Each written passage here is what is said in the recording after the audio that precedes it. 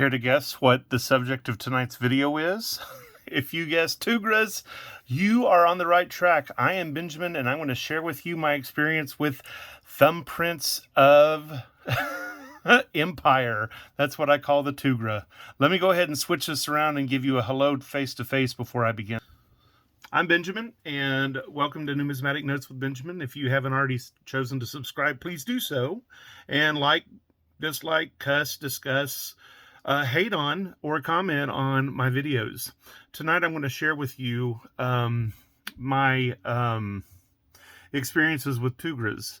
I had no idea what they were for the longest time, and I still struggle with how to interpret them, but having lived in Korea has been somewhat helpful, because in Korea I had stones carved with my name that I used as my official signature, and in some ways that's exactly what the tughra was, only I am not an emperor or a caliph. So what we have here is the official signature used in the Ottoman Empire with the sultans. So I found out some neat things about them, and I think they're beautiful, and I don't want to offend anybody, so please understand that you're looking at tughras that are written by somebody who doesn't really have calligraphy training and who is really more of a historian than an artiste. But anyway, go ahead and like or dislike and let me know what you think of the video.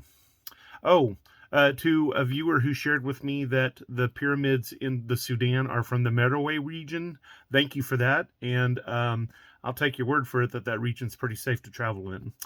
I'm not from, I mean, maybe you're not from Oklahoma, but I have a little bit of fear to travel in that part of the world. But let's go ahead and begin.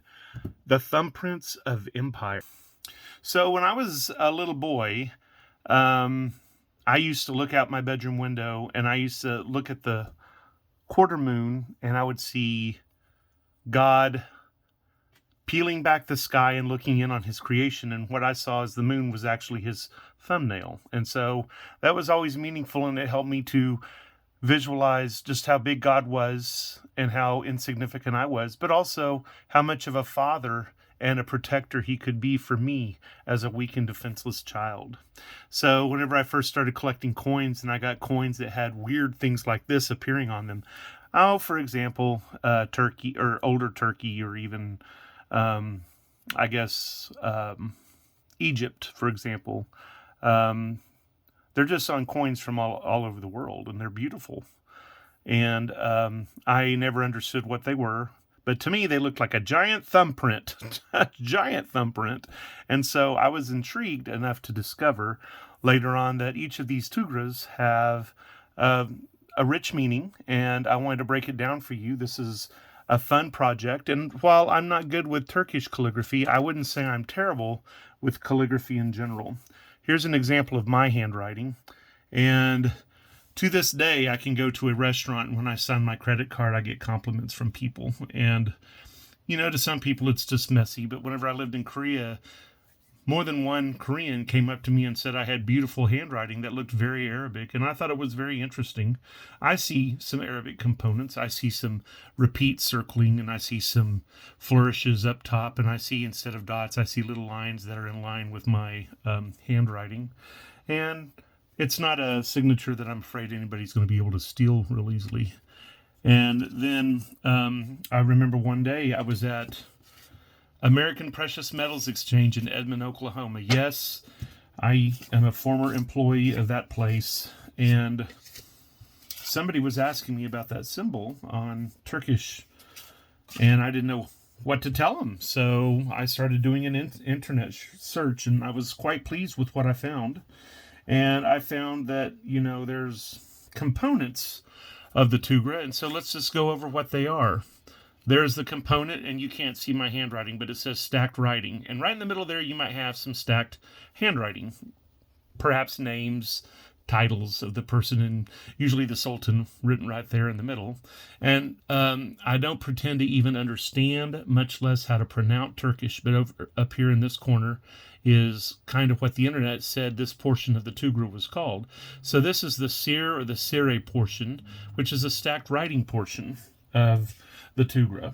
And usually on top of that stacked writing portion is the baize or the egg portion. And you can kind of see how it looks like it looks like an egg. There's the yellow and then there's a white. It has a bigger meaning though. It's in some circles it's said to represent the Mediterranean and then the Black Sea, which is the seas in the region of the Ottoman Empire historically. But it does look like an egg. And then you have the Hanzer, or the swords, coming out to the right. And those represents the swords, and to a Westerner, maybe the swords of Islam, or maybe the sword of conquest, or maybe the sword of empire. I don't know, it all sounds like a computer game, but it's pretty exciting. Coming out of the top of the egg, you have the 3 flagpoles, or the flagstaffs, called the tug, or the tug. And that combines with the S-shaped streamers called the zweif, or the winds blowing east to west, which shows how the Ottoman Empire traveled in its conquest. It traveled from the east to the west. And you put them all together and you get something incredibly beautiful that looks like this. And it's terrible. My handwriting is terrible. But there's my stacked handwriting. There's the eggs that go into the swords. There's the flagstaffs, and there's the flags that show the movement from east to west. Now, the neatest part about this is when you have one that's really ugly, you can make another one. This one is completely without proportion, but I decided to garnish it with some little dots there because my name is actually Benjamin, and so there's Ben. And then there's the 2 little dots, so it looks like bin, or Ibn, as it were. My name is Ibn Yamin, and if I was really Arab, maybe my name would be Ibn Yamin Ibn Aldin, because my father's name is Arden. So I'm not, though. I am Benjamin Swaggerty from Oklahoma, so there's my name, Ibn Swaggerty, Ben Swaggerty. Here's one a little bit better. How about that, huh? This one actually says Ibn Yamin Ibn Arden, so I actually made my name. And I've seen some tughras where this little symbol in the middle of the inner egg was, had a complete balancing thing out here, but I think that's just calligraphic. I don't know that that's a requirement because I've seen plenty of tughras without that. But I've seen tughras where the flag only goes straight down, or, the tassel goes down and a crossover and crosses back and ends up over here, or angles that way or angles that way. So your tughra can really express you. I thought that one was pretty. Not magnificent by any means, but certainly not ugly. I got a wild hair when I did that one. Not gorgeous, but not too terrible. Here's another one I did. Egg was really big. I must have been hungry when I made that one. I decided to make this one vertical because I was running out of... I was tired of being limited by the size of my index card, so what do you think of that one? But the one I'm probably proudest of is the next 2 that I'm going to share with you. That one there, I think, is absolutely beautiful. I'd say I have ways to go before I can charge for my calligraphy. But there you go. And so let's see if I can't make a nice one that's not too terribly ugly. Right here in front of you. And I'll try to do it portion by portion so you can see. Here's the stacked name portion. And it's my understanding that even people who read Arabic cannot always understand the courtly Arabic calligraphy used in some of these tughras. Here's the stacked portion of the tughra I'm going to make for you guys. And it has my name without the dots, Ibn Yamin Ibn Arden, my name and my father's name. And that's a stacked handwriting. Now next would be the egg and the sword. So there you can see my egg and my sword. You see that? Not too terribly ugly yet, but I already know my flagstaffs are going to be a little cut off. But here in this inner portion could be where I make my little bin with the balancing out. I like to have that balance out with the sword there on the right. So let's see how well I do.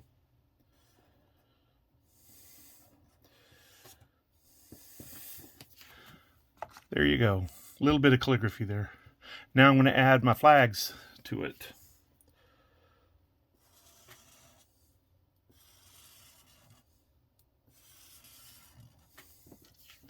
I've seen tughras where the flagstaffs are the same length or they're all short, but I kind of like them to balance the big old egg that I put on there.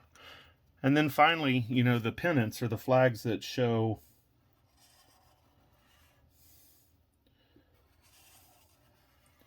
movement from the east to the west. There you go.